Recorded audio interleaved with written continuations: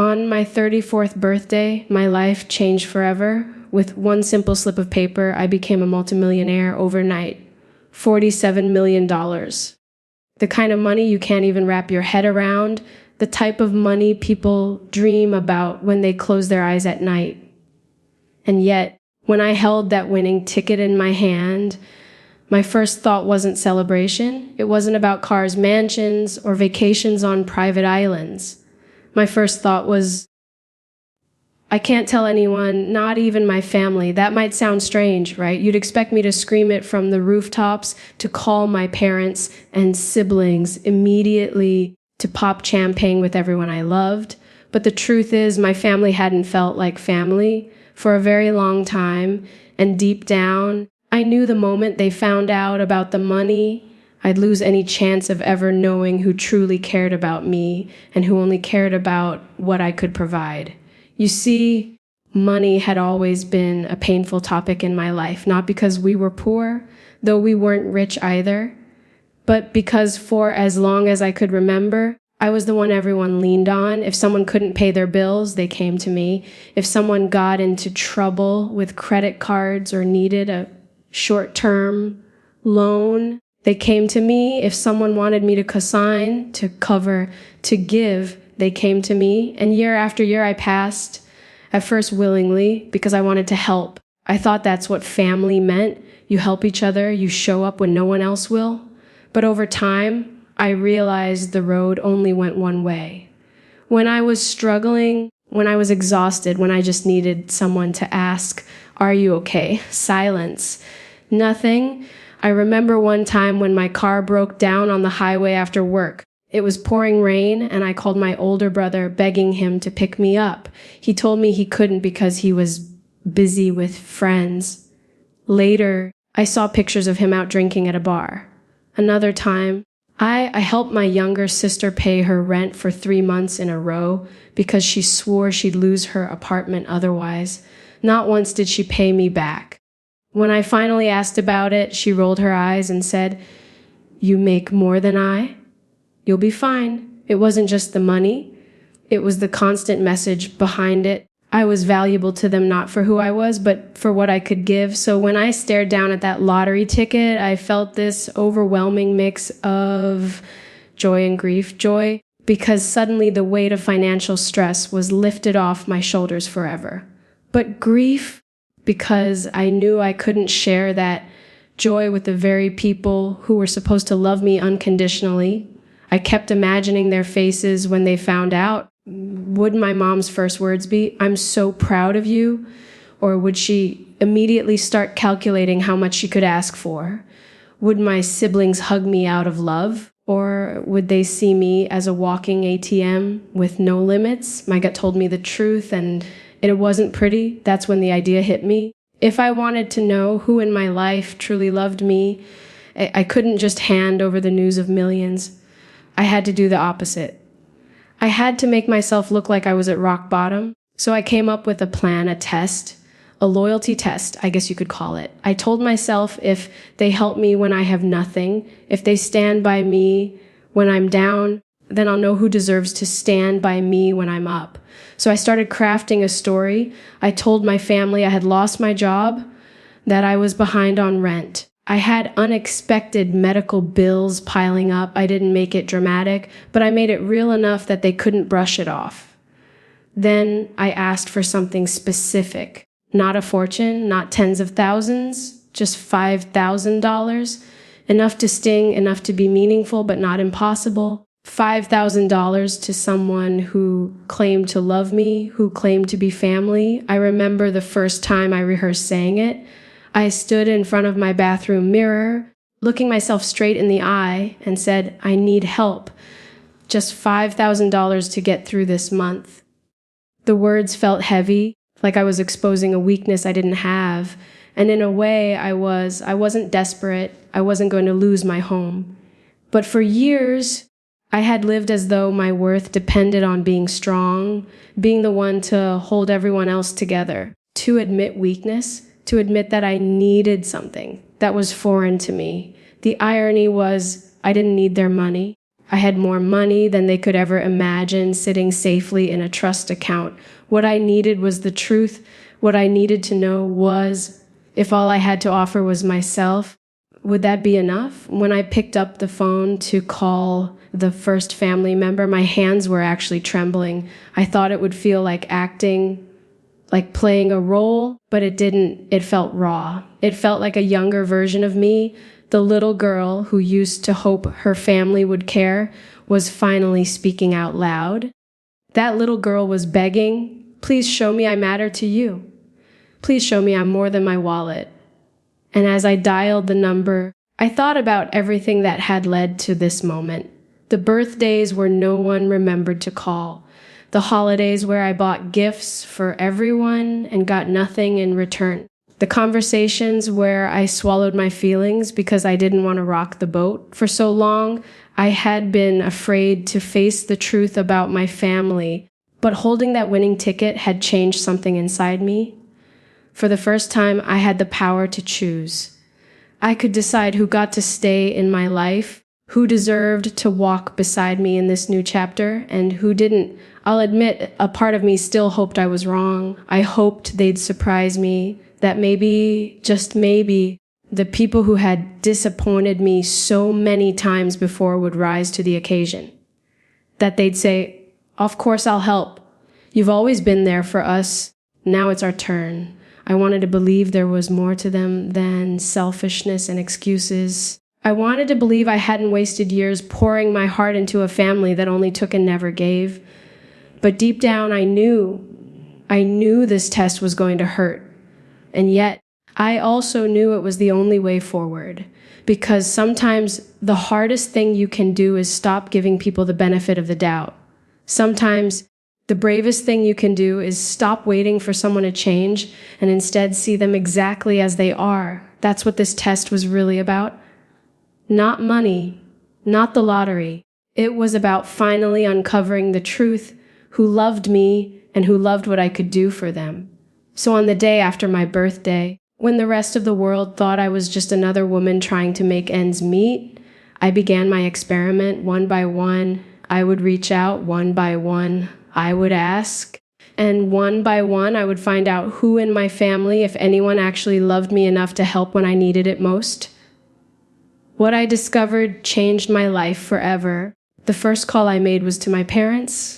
My hands were sweating as I stared at my phone, their number glowing on the screen. It felt like being a teenager again, waiting for approval I knew I wasn't going to get. But I pressed dial anyway, and after a few rings, my mom answered. "Hey, honey," she said. Her voice was distracted, like she was doing something else. I told her I had something important to talk about, and she sighed, already sounding impatient. That sigh was the soundtrack of my childhood, like my very existence was a burden. I told her I had lost my job. I told her my bills were piling up. I told her I needed help, just $5,000 to cover rent and medical expenses until I got back on my feet. There was silence on the line for a moment, then a sharp little laugh. $5,000? You know, we can't just hand out that kind of money. I reminded her of the times I had helped them. The time I covered their mortgage payment when Dad was between jobs. The time I sent them money so they could fix the roof before it collapsed. I wasn't angry. Not yet. I just wanted her to remember. But instead she said, "You've always been good with money. I'm sure you'll figure it out." Then my dad's voice came on the line. He didn't even say hello. He just said, "We're struggling too. Don't drag us into this." That was it. No concern, no questions, no, "Are you okay?" Just a rejection wrapped in cold practicality. I could feel the sting in my chest. And what hurt more than their refusal was the tone, like I was asking for something outrageous, like my need was an inconvenience to them. I hung up and just sat there, staring at the wall, wondering how two people who gave me life could be so unwilling to give me even a fraction of their care. Next, I called my older brother. Now, this was the sibling who had borrowed money from me more times than I could count. Thousands over the years, sometimes for bills, Sometimes for emergencies that mysteriously looked like new electronics or vacations on his social media. I thought if anyone owed me the benefit of the doubt, it was him. He answered on speaker, his kids laughing in the background. I told him the same story. I lost my job. I'm drowning in bills. I just need $5,000 to make it through. His response? A chuckle? Come on, Cass. You've always been the smart one. You'll figure it out. Don't make me your safety net. I've got my own family to worry about. It was like a knife twisting. For years, I had been his safety net. When he couldn't pay rent, I was there. When his car was repossessed, I lent him mine. When he was laid off, I covered groceries for months. And now, when I asked for a fraction of what I had given him, he dismissed me with a laugh. I wanted to scream. But instead, I just thanked him and hung up. My voice cracked on the word thanks, but he didn't notice. Or maybe he didn't care. Then came my younger sister. She was the baby of the family, the one everyone coddled, the one I always protected. I thought maybe she'd understand. When I explained my situation, her first reaction wasn't shock or concern. It was judgment. Maybe this is the universe teaching you a lesson. You've always acted like you had it all together. Maybe now you'll finally understand what it feels like to struggle. Her words hit harder than a slap. I wasn't expecting money from her. She never had much to spare. But I thought at least she'd offer comfort, maybe a kind word.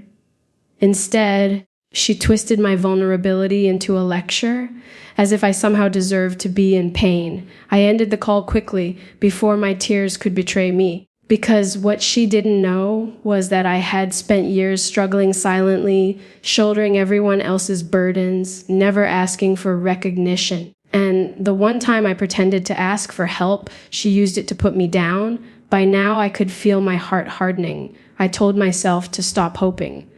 But I wasn't done yet. I called my cousin next, the one who partied like tomorrow didn't exist. I had bailed him out of so many scrapes, from unpaid tickets to sudden emergencies that somehow always happened right before a vacation. When I told him my story, he sighed dramatically. Man, I wish I could help, but things are tight. An hour later, I saw his Instagram post poolside in Vegas, holding a drink the size of his head. Tight, huh? I laughed bitterly. Because what else could I do? Then came my uncle and aunt. My uncle practically barked at me.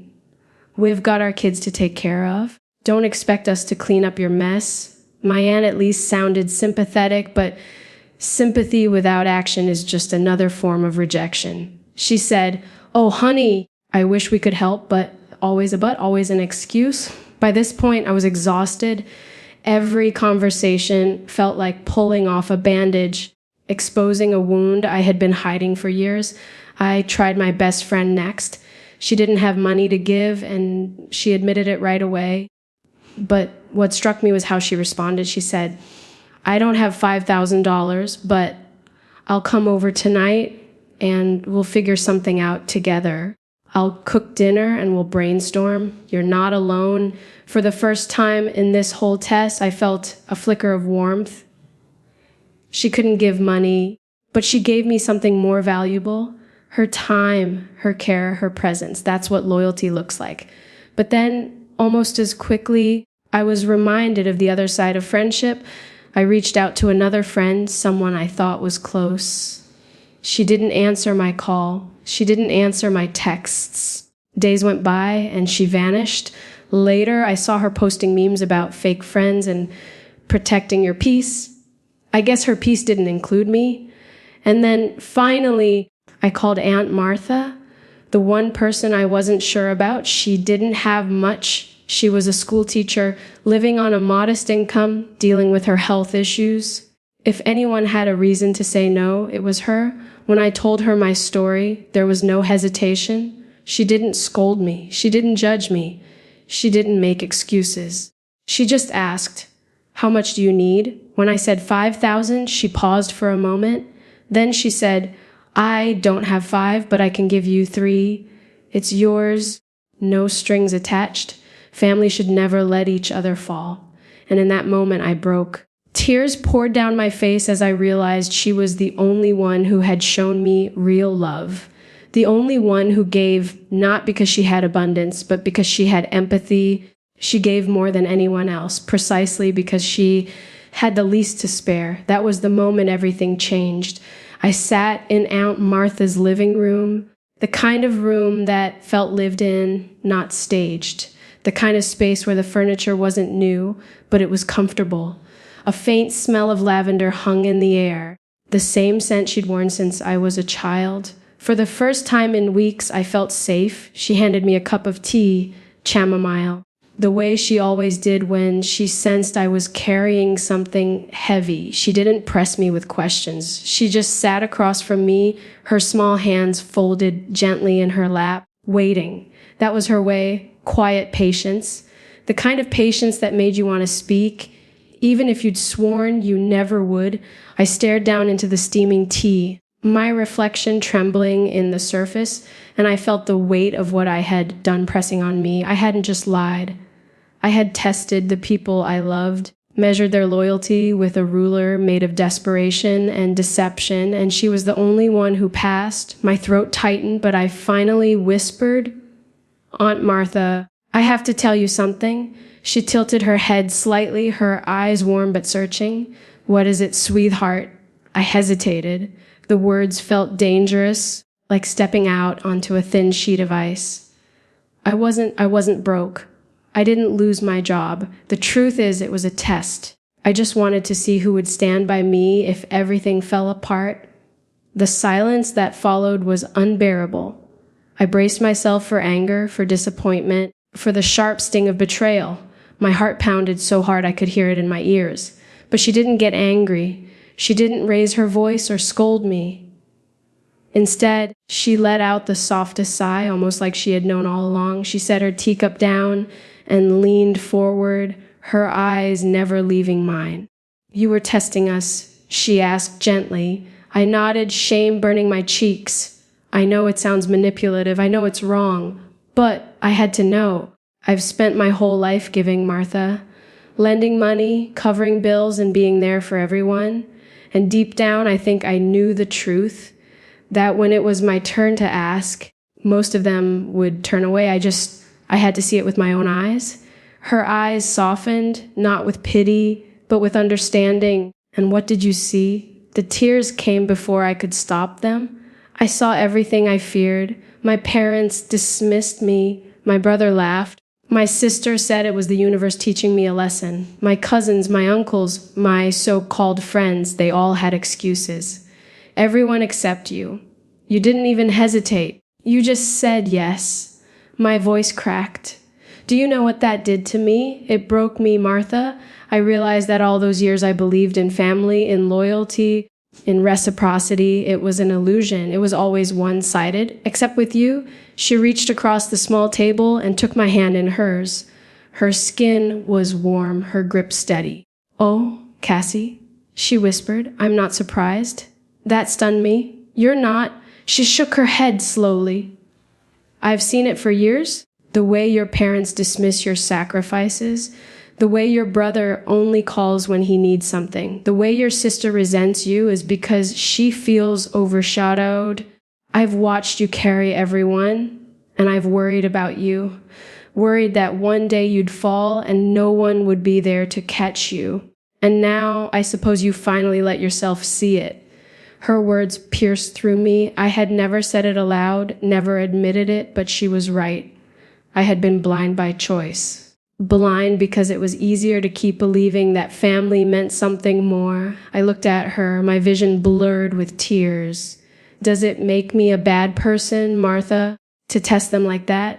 She squeezed my hand. "No, sweetheart, it makes you human, it makes you tired. You wanted proof, you wanted clarity, and now you have it. It hurts. But sometimes truth is the only thing that can set us free." I broke down then, sobbing into my hands. All the bitterness, all the disappointment, all the loneliness I had carried for weeks came pouring out in a flood of tears.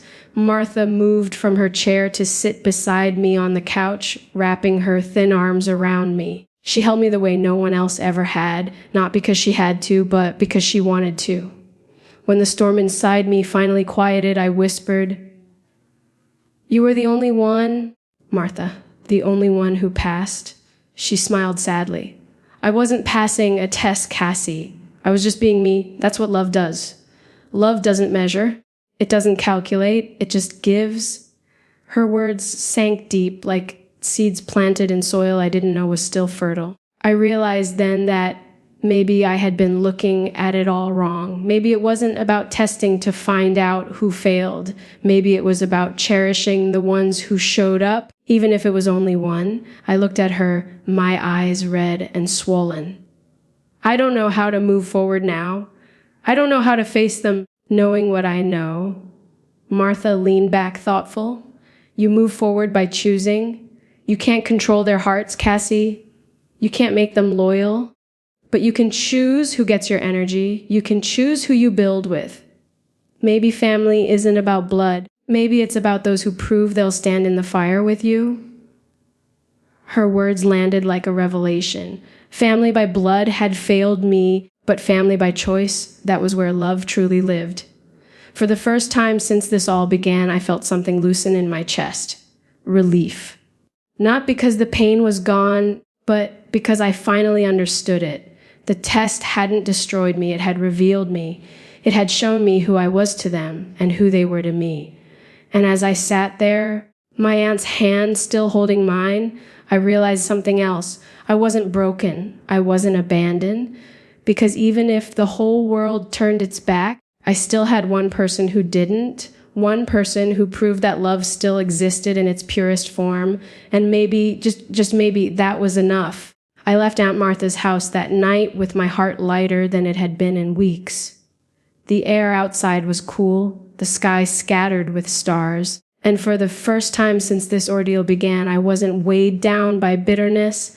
I had walked into her home burdened with secrets, guilt, and disappointment, and I walked out carrying something else entirely, clarity. The truth was undeniable now. The people I had called family, the ones I had bent over backwards for, the ones I had sacrificed sleep and money and dreams for, had shown me who they were when the curtain fell. Their excuses and dismissals weren't temporary lapses in judgment. They were windows into their hearts, and that realization could have destroyed me. But instead, it freed me. On the drive home, I kept replaying Martha's words in my mind. You can't control their hearts, Cassie. You can choose who gets your energy. That sentence was like a key turning in a lock.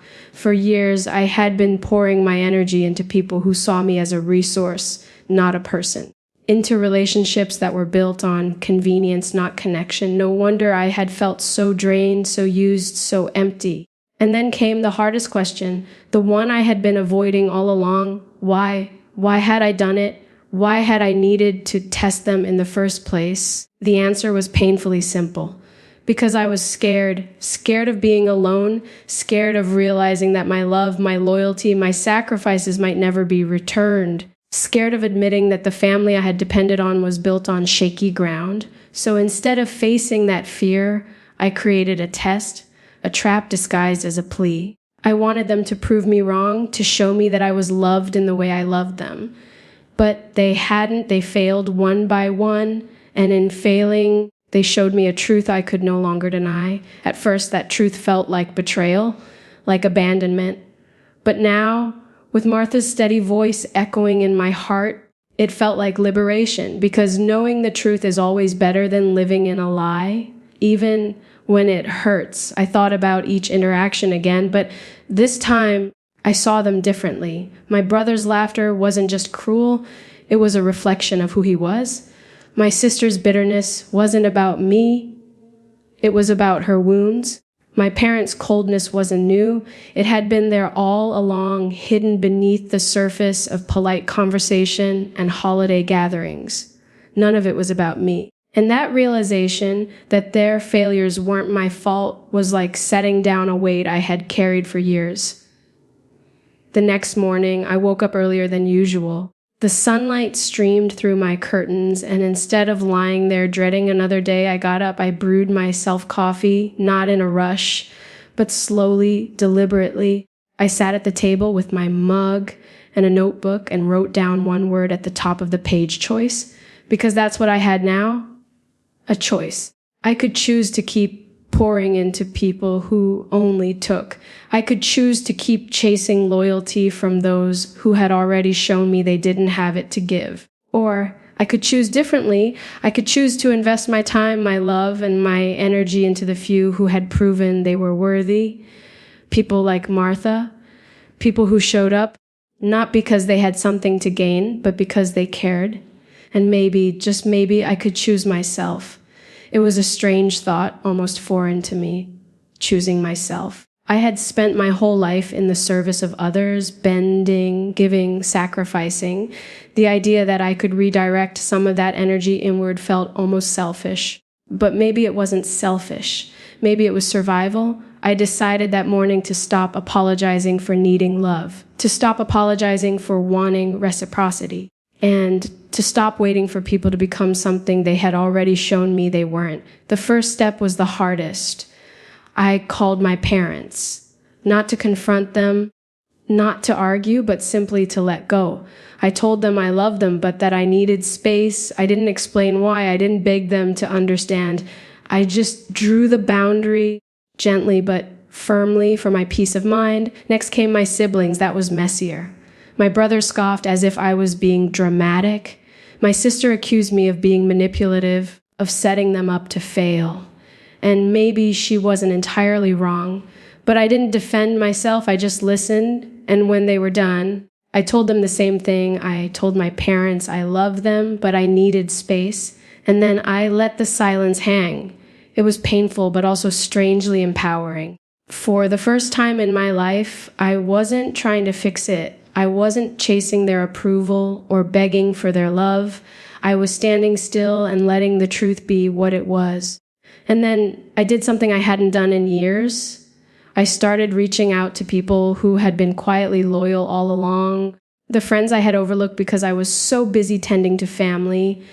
There was Jenna, my college roommate, who had once driven across town at midnight to bring me soup when I was sick. There was Marisol, my coworker, who had checked in on me after every tough meeting. People whose love wasn't loud, but it was steady. As I reconnected with them, I realized something profound. Loyalty doesn't always come from where you expect it. Sometimes it comes from the edges, from the people who don't share your bloodline but share your heart. Weeks passed, and the bitterness inside me softened into gratitude. Gratitude for Aunt Martha, for her unwavering presence. Gratitude for the friends who reminded me that I wasn't alone. Gratitude even for the test itself, as flawed as it was, because without it I might never have seen the truth so clearly. I found myself smiling more, breathing easier. I wasn't healed overnight. Wounds like that don't vanish in an instant. But I was healing, and every step I took away from bitterness, every step I took toward choosing wisely was a step into freedom. One evening, I visited Martha again. We sat on her porch watching the sun dip below the horizon, painting the sky in shades of orange and gold. I told her about the calls I had made, the boundaries I had set, and the friends I had reconnected with. She listened, nodding, her eyes shining with quiet pride. "You're learning," she said softly. "You're learning to stop chasing love where it doesn't exist. And that, Cassie, is the greatest lesson of all." I leaned back, letting her words settle over me like a blanket. For so long, I had thought loyalty was about proving myself to others, about earning their devotion by giving everything I had. But now I saw it differently. Loyalty wasn't about how much I could give. It was about reciprocity, about choosing people who chose me back. And maybe the test, as cruel as it had felt, had given me the gift of clarity. It had stripped away the illusions, the false comfort, the hollow bonds. What was left was raw, yes, but it was real. As the last light faded from the sky, I whispered a quiet promise to myself. I would no longer measure my worth by the loyalty of others. I would no longer beg for scraps of love from those unwilling to give it freely. I would cherish the ones who showed up, and I would show up for them in return. And above all, I would choose myself. For the first time in my life, I felt the weight of expectation lift off my shoulders. I wasn't trapped by family obligation or by fear of being alone. I was free to choose my circle, free to redefine what family meant, free to build a life not on illusion, but on truth. And as I sat there, the night settling in, the stars reappearing above, I realized something simple but profound. I didn't need millions from the lottery to feel rich. I already had the wealth of loyalty, the kind that couldn't be bought, couldn't be faked, couldn't be taken away. Because true wealth isn't measured in money, it's measured in love. And finally, I was rich. When I look back now, I realized that winning the lottery was never really about the money. It was about the mirror it held up to my life, to my relationships, to my own heart. $47 million could have changed everything on the outside, but what it did was change everything on the inside. It forced me to confront the truth about the people I loved, about the weight I had been carrying for years, and about who I wanted to become. Money doesn't lie. People do. Money exposes. People reveal themselves when the curtain of scarcity or abundance is pulled back. And in my case, it showed me that most of the ties I had clung to were not bonds of love, but bonds of convenience, expectation, and silent resentment. The people I thought would rush to my side when I stumbled, the people I believed loved me unconditionally, they turned away when I needed them most. And that truth was devastating. But as painful as it was also liberating, because in that silence, in that rejection, I found clarity. I discovered that my worth was never tied to how much I gave, how much I sacrificed, or how much I allowed myself to be drained for the comfort of others. My worth was always within me, and the person who reminded me of that was not the loudest, not the richest, not the one who always claimed to have my back. It was Martha. Sweet, selfless Aunt Martha, a woman who had so little in material terms, but an overflowing abundance in love. She gave from her heart, not from her wallet. She gave with no expectation of return, no strings attached, no manipulation or hidden resentment. And that small act of kindness, the day she handed me $3,000 she didn't have to spare, was worth more than all the millions sitting in my bank account, because it showed me the truth. Loyalty is not measured by words, but by sacrifice. I want to share something with you. If you are listening to my story and wondering what lesson it holds for your own life, we are often taught to measure our relationships by longevity, by bloodlines, by traditions.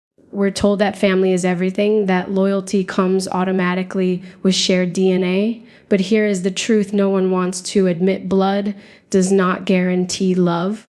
Years do not guarantee loyalty. And the word family does not always mean safety. Sometimes the deepest betrayals come from those who share your last name, and the truest love comes from those who don't. If you have ever felt used, if you have ever felt like you were only loved when you were useful, please know you are not alone. And please know you deserve more. You deserve relationships where your soul is valued, not your wallet. You deserve people who show up when you're down, not just when you're shining. And you deserve the freedom to walk away from those who drain you, no matter who they are. I spent years carrying guilt, telling myself I had to give, had to save, had to fix everyone around me. But the truth is, you cannot pour from an empty cup. And sometimes loving yourself means cutting ties with those who don't truly love you back. It means setting boundaries, saying no, and choosing peace over obligation. That's not selfish. That's survival, that's healing. So here is my advice, born out of a journey I never expected to test the relationships in your life, not with money, but with truth. Ask yourself, who calls you when they don't need something? Who shows up when you are at your weakest?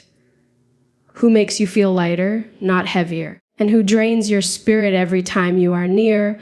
The answers will be painful, yes, but they will also be freeing. Because clarity is a gift. I chose to take my pain and turn it into purpose. The nonprofit I built in honor of Martha is more than an organization. It's a reminder that the greatest riches are not in bank accounts, but in kindness. Every elderly person we help, Every lonely soul who finds companionship through our work carries a piece of Martha's legacy. Her quiet act of generosity became a ripple that will outlive both of us. And that, to me, is true wealth. So as I close this chapter, let me leave you with this. If you ever find yourself blessed, whether with money, success, or opportunities, protect it. Protect your heart, protect your peace, and protect your circle. Do not feel guilty for setting boundaries, and do not be afraid to walk away from those who cannot celebrate your growth. Money will reveal the truth, but it is up to you to decide what to do with that truth. For me, I chose peace, I chose purpose, and I chose to love those who love me back in ways money cannot buy. In the end, the lottery did not save me. What saved me was the clarity it brought, the courage it forced me to find, and the realization that real love is rare, precious, and worth holding on to when you find it. If you take anything from my story, let it be this: your worth is not defined by what you can give, but by who you are. And the ones who truly see that, who stand by you when you are at your lowest, they are your real family. Everyone else is just passing through. And so, with a full heart and a quiet peace, I say thank you to life, to pain, to the lessons, and Martha for showing me that sometimes the smallest gestures are the ones that carry us through the darkest storms, and for reminding me that no matter how much money we win, the greatest prize we can ever claim is love. Thanks for watching and feeling this journey with us. Don't forget to check out our channel for more inspiring stories.